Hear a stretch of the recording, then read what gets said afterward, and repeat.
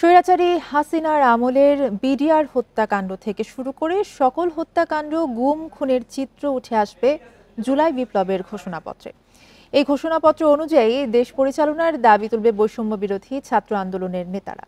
রাজনৈতিক বিশেষজ্ঞরা বলছেন, এই ঘোষণাপত্র নিয়ে ফ্যাসিস্ট বিরোধী সব দলের মধ্যে ঐক্যমত্য থাকতে হবে। ছাত্র জনতার গণ অভ্যুত্থানে গত 5 আগস্ট হাসিনা সরকারের পতন হয়। বৈষম্য বিরোধী ছাত্র আন্দোলনের ব্যানারে ফ্যাসিস্ট বিরোধী রাজনৈতিক দল, বিভিন্ন শ্রেণী পেশার মানুষ এই আন্দোলনে অংশ নেয়। মঙ্গলবার বিকেল 3টায় কেন্দ্রীয় শহীদ মিনারে জুলাই বিপ্লবের ঘোষণাপত্র প্রকাশ করতে যাচ্ছে বৈষম্য বিরোধী ছাত্র আন্দোলনের নেতারা। যে আশা আকাঙ্ক্ষা নিয়ে জুলাই আন্দোলন হয়েছিল সেটি বাস্তবায়নের জন্য এই ঘোষণাপত্র দেয়া হবে। তারা কেন জীবন দিয়েছে, কেন 47 ঘটেছে, 71 ঘটেছে, 90 ঘটেছে, তারপর আবার 24-এ এসে কেন 2000 জনকে জীবন দিতে হলো, এবং তারা কোন আকাঙ্ক্ষা ধারণ করে, কোন স্বপ্ন লালন করে তারা জীবন বিলিয়ে দিয়েছে। 72-এর সংবিধান মুক্তিযুদ্ধের চেতনাকে বাস্তবায়ন করতে ব্যর্থ হয়েছে, সেই চিত্রও থাকবে ঘোষণাপত্রে। হাসিনার শাসনামলের পিলখানা হত্যাকাণ্ড, শাপলা চত্বরের হত্যাকাণ্ড, সংখ্যালঘুদের ওপর হামলার বিষয়সহ গুম খুনের বিষয় থাকবে।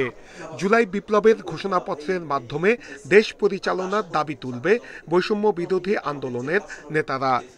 আমাদের ঐতিহাসিক যে সংগ্রামগুলো আছে, 47, 71, প্রত্যেকটা সংগ্রামের আমাদের চাওয়া কি ছিল, সেগুলো কিভাবে বেহাত হলো, সেই বেহাত হওয়ার জায়গা থেকে মানুষ কেন সংক্ষুব্ধ হলো, গুম খুন, ভোটাধিকারহীনতা, প্রত্যেকটা বিষয়কেই অ্যাড্রেস করে এবং সামনের দিনে মানুষের চাওয়ার জায়গা কি। এই ঘোষণাপত্র আরও আগে আসা উচিত ছিল বলে মনে করেন বিশেষজ্ঞরা। এমনভাবে তৈরি হবে যেন এটা বাংলাদেশের গণমানুষের ইচ্ছা আকাঙ্ক্ষাকে রিফ্লেকশন করে এবং এটা যেন তরুণ ছাত্র জনতার যারা স্যাক্রিফাইস করেছে জুলাই আগস্ট বিপ্লবে, তাদের ইচ্ছা এবং তাদের যে প্রত্যাশা, সেই প্রত্যাশাটা যেন এই প্রক্লেমেশনে রিফ্লেকশন হয়। সেই সঙ্গে সরকারি কর্মকর্তা কর্মচারীদের মধ্যে যারা ফ্যাসিবাদের দোষর আছে তাদের বিষয়ে ব্যবস্থা নেয়ার দাবিও তুলবে বৈষম্য বিরোধী ছাত্র আন্দোলনের নেতারা।